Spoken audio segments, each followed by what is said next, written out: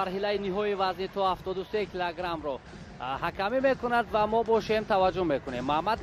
Маҳмадбеков паҳлавони Амороти Муттаҳидаи Арабӣ бо ҷудогии кабуд ба майдон ворид мешавад бар муқобили Мануэл Ламбардо ки ҳамин сабке ки оромона ба майдон ворид мешавад сабки дӯстдоштаи паҳлавони кишвари Италия аст. дар ҳама ҳолат ана ҳамин гуна бисёр табиати ором дорад Мануэл Ламбардои 27 сола ки дар қаҳрамонии ҷаҳон ба гирифтани нишони тилло мушарраф гардида буд. ин ҳам соли 2018 миёни ҷавонон вале ду маротибаи дигар миёни бузургсолон солҳои 2021-2023 медали нуқраро ба даст овард. хуб, Маҳмадбеков паҳлавони 26 солаи Амороти Муттаҳидаи Араб бо ҷудогии кабут аст. Мануэл Ламбардо аз Италия сафедпош. мубориза гуфтем барои ба даст овардани медали тиллои вазни то 73 килограмм аст. албатта бо оҳистагӣ Маҳмадбек ба ҳамон сатҳи пешинаи худ бармегардад, вале Ламбардо аввалин шуда мехоҳад амалкарди олиеро иҷро кунад. خب Маҳмадбеков аз дергурӯҳи ди аз даври дуюм бар муқобили Саид Муҳаммад Халидов аз Украина рақобатро оғоз кард, шикаст дод. ба марҳилаи сеюм омад. Иракли Коганашвили аз Британия Кабиро ҳама аз садди роҳи худ берун кард. ва бисёр олӣ! Вазари ё ипон инҷо Вазари ба огузорӣ мекунад.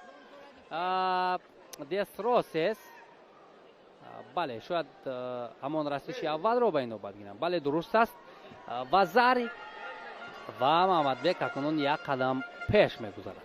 баъдан Маҳмадбек ба марҳилаи чаҳорякниҳоӣ омад. Адил Осмоновро шикаст дод аз Молдова. ба марҳилаи нимниҳоӣ омад. ҳамин нафаре ки ҳамин ҳоло Муҳиддин Асадуллоев шикаст дод аз Фаронса ӯро ноком кард ва роҳашро ба марҳилаи ниҳоӣ овард. Мануэл Ламбардо дар зергурӯҳе қарор дошт ки онҷо Муҳиддин Асадуллоев буд.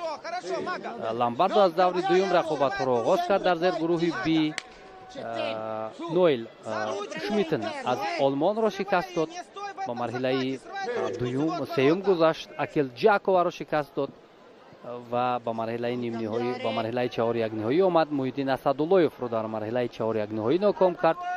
дар марҳилаи нимниҳоӣ бошад Бенҷамин Леви аз Британияи Кабиро. ва ҳоло бошад бар муқобили Маҳмадбеков рӯбарӯ шудааст ки бо як имтиёзи Вазари аз паҳлавони тоҷиктабори Амороти Муттаҳидаи Араб қафо мемонад. тамом бо ду Вазари имтиёзи комили ипонро ба даст меорад Маҳмадбеков ва нишони тиллои грандслами Парижро моли худ мекунад паҳлавони 26 сола. акнун баъд аз оне ки ба ҳайати Амороти Муттаҳидаи Арабӣ гузашт, бори дуюм аст ки ба гирифтани медали тилло мушарраф мегардад дар Абу-Даби 2024 ва дар Париж 2026 ва як медали биринҷии дигар дар грандслами Абу-Даби 2025. аз рақобатҳои аввале ки имрӯз анҷом дод Маҳмадбеков омодагии ӯ пурра маълум буд ки ба ин мусобиқот воқеан ба таври даркорӣ омода шудааст ва рақобатҳои бисёр сазоворро ҳам анҷом дод. Makhmadbekov, United Arab Emirates. And silver medal for Manuel Lombardo, Italy.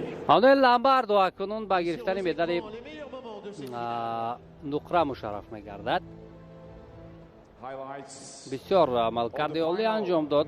ду маротиба Маҳмадбек ва бидуни мушкилӣ агар гӯем ҳарифашро шикаст дод, иштибоҳ нахоҳад шуд. ҳарчанд аз чанголи Маҳмадбек худро гурезонд, Ламбардо вале дигар чизе кӯмакаш накард. бисёр бубинем кӯтоҳ партофро иҷро мекунад Маҳмадбек. дарҳол ҳарифро ба замин мечуқат фишор меорад ва имтиёзи дар кориҳо ҳам ба даст омад. The awarding ceremony for the men's under 73 kg category. маросими тақдими ҷоизаҳо акнун ба нафарони муваффақи вазни то 73 килограмм оғоз мегардад.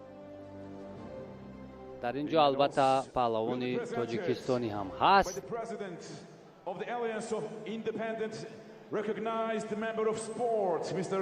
Stefan Fox. хуб, Стефан Фокс ҷоизаҳоро тақдим мекунад. Representing Great Britain. хуб, намояндаи британияи кабир And representing Tajikistan. бенҷамин леви ба гирифтани нишони биринҷӣ мушарраф гардид ва ҳамзамон паҳлавони ҷавони тоҷикистонӣ муҳиддин асадуллоев дар қатори беҳтаринҳои вазни то 73 килограмм шомил шуд. мануэл ламбардо дар марҳилаи ниҳоӣ ба осонӣ шикаст хӯрд аз маҳмадбек маҳмадбеков.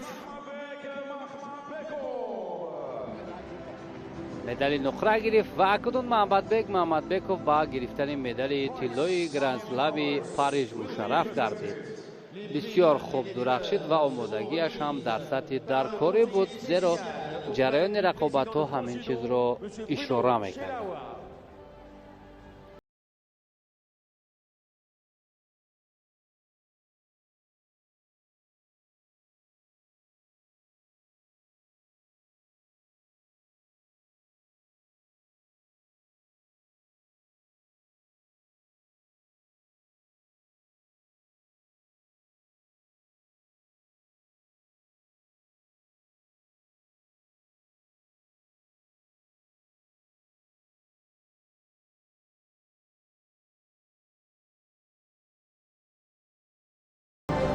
Ladies and gentlemen, please all rise for the national anthem of United Arab Emirates. Mesdames et messieurs, veuillez... суруди миллии амороти муттаҳидаи арабӣ акнун садо медиҳад.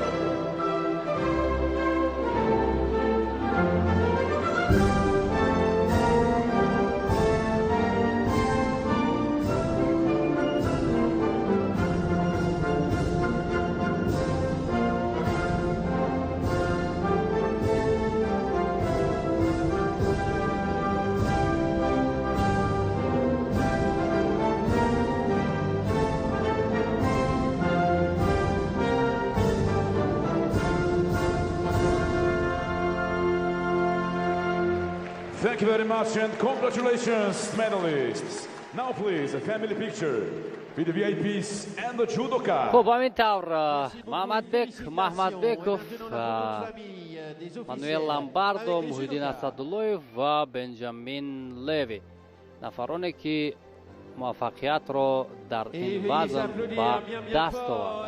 Les médaillés de la catégorie moins de 73 kilos. Et le médaillé d'or pour les Émirats Arabes Unis, Maħmadbek Maħmadbekov.